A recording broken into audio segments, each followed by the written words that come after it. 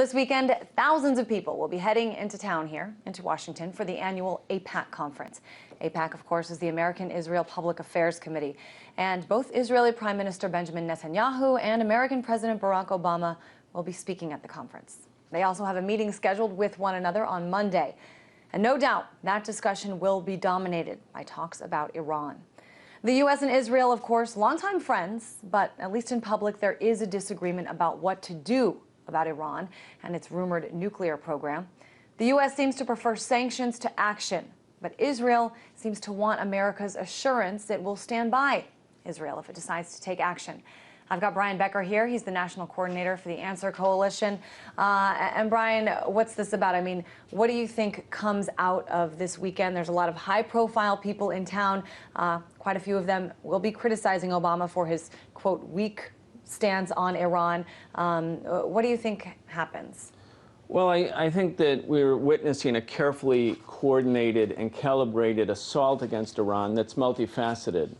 It includes economic sanctions that are very powerful. As President Obama said this week, it's creating a world of hurt in Iran. I mean, quite interesting that, of course, the people in Iran are the ones suffering because of economic sanctions. But at the same time, you have assassinations of scientists.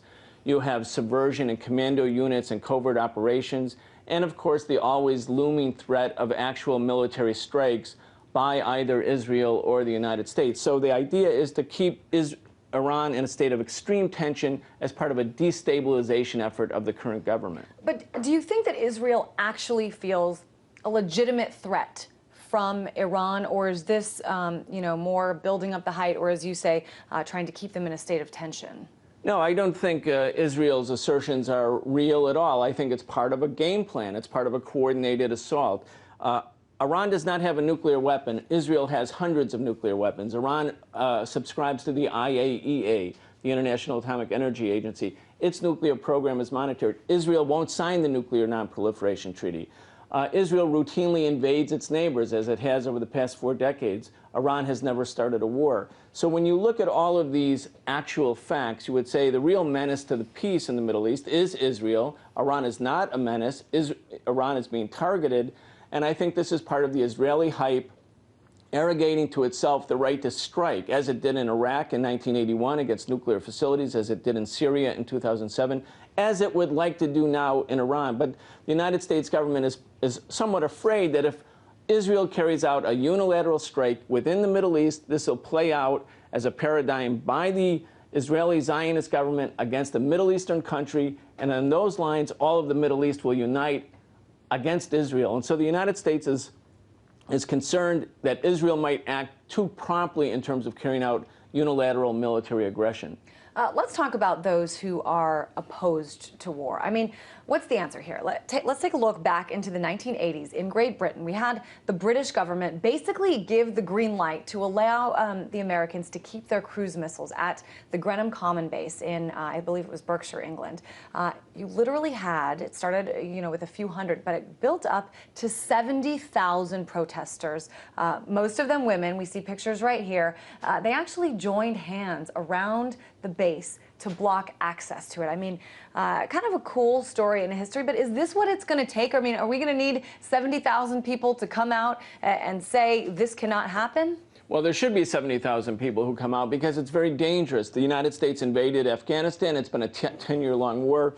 Invaded Iraq. More than 1 million Iraqis died, according to the Lancet Medical Journal.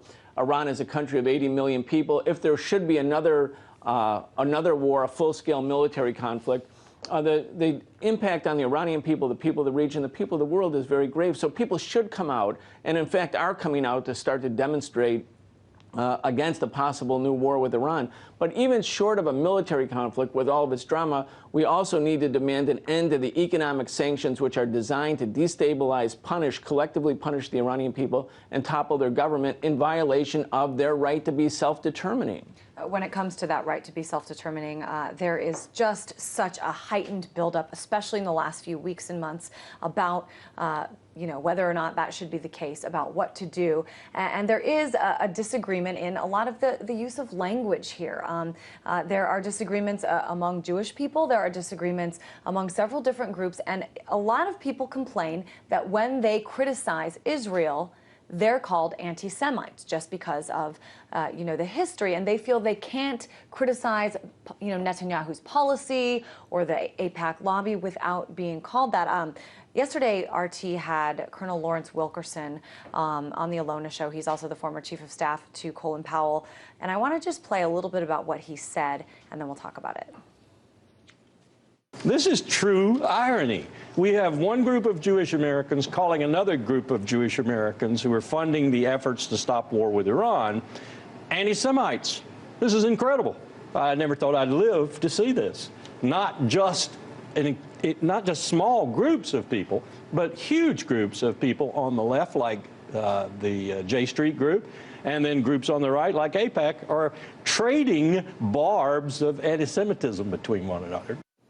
What do you think about this? I mean, are there two sets of rules for those who do the criticizing and those who criticize the critics?